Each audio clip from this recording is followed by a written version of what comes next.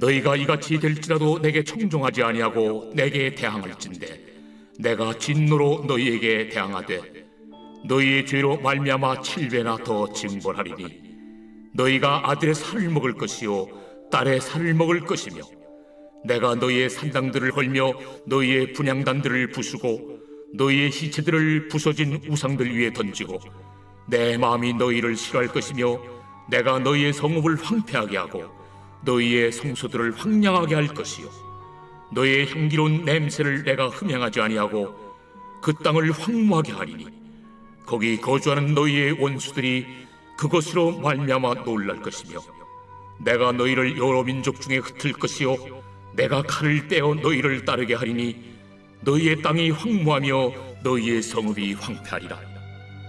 너희가 원수의 땅에 살 동안에 너희의 본토가 황무할 것이므로 땅이 안식을 누릴 것이라. 그때 땅이 안식을 누리리니 너희가 그 땅에 거주하는 동안 너희가 안식할 때 땅은 쉬지 못하였으나 그 땅이 황무할 동안에는 쉬게 되리라. 너희 남은 자에게는 그 원수들의 땅에서 내가 그들의 마음을 약하게 하리니 그들은 바람에 불린 잎사귀 소리에도 놀라 도망하기를 칼을 피하여 도망하듯 할 것이요 쫓는 자가 없어도 엎드러질 것이라.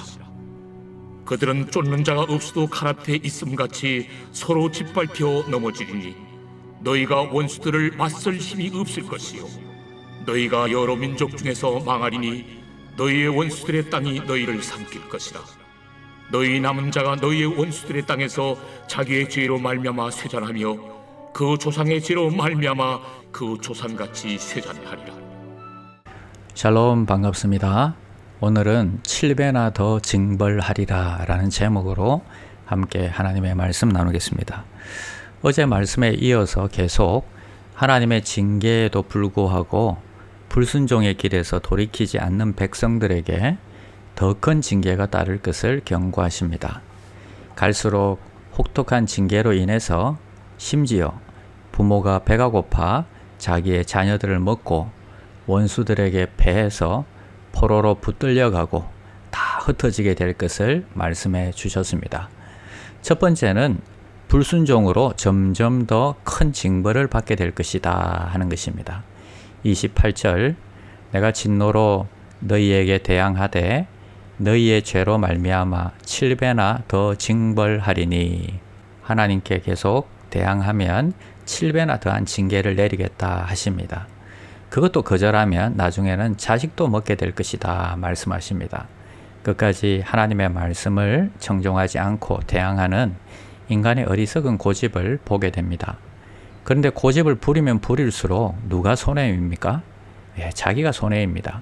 그런데도 왜 우리 인간은 그렇게 징계를 당하면서도 그 똥고집을 못 버리는 것일까요? 노름하는 사람이 처음에는 손가락이 잘리고 그리고 손목이 잘려도 그것을 못 끊는다고 합니다. 나중에는 발가락으로 한다고 해요. 자, 맞으면 맞을수록 이게 오기가 살살 올라오는 것 같아요. 결코 하나님께 상대가 안 되는데도 누가 한번 이기나 끝까지 해볼까요? 이렇게 대드는 것입니다. 그러나 성령님이 우리 마음을 가난하게 만들어 주시고 그 교만한 마음을 녹여 주셔야 합니다.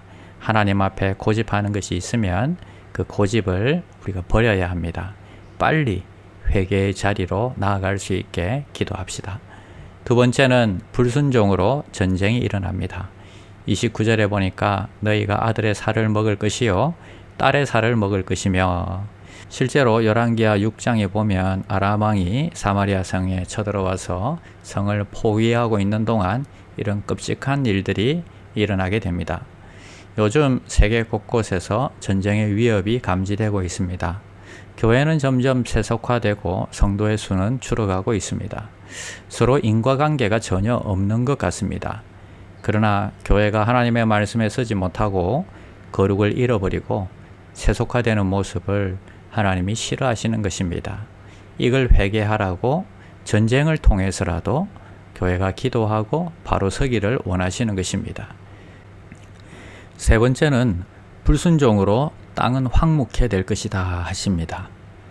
34절 너희가 원수의 땅에 살 동안에 너희의 본토가 황무할 것이므로 땅이 안식을 누릴 것이라.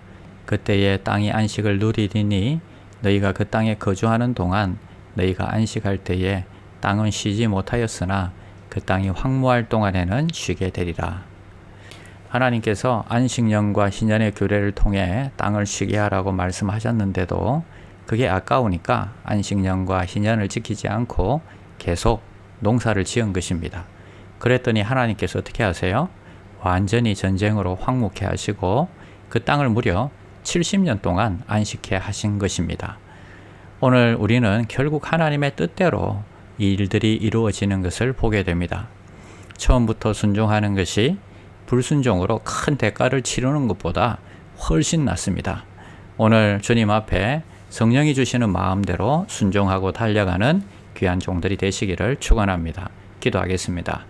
하나님, 우리의 교만 때문에 불순종하게 될 때가 많이 있습니다. 그러나 순종함으로 가정에, 직장에, 나라에 축복의 통로가 되는 삶을 살게 하여 주시옵소서. 예수님의 이름으로 기도드립니다. 아멘. 1. 오심 기도.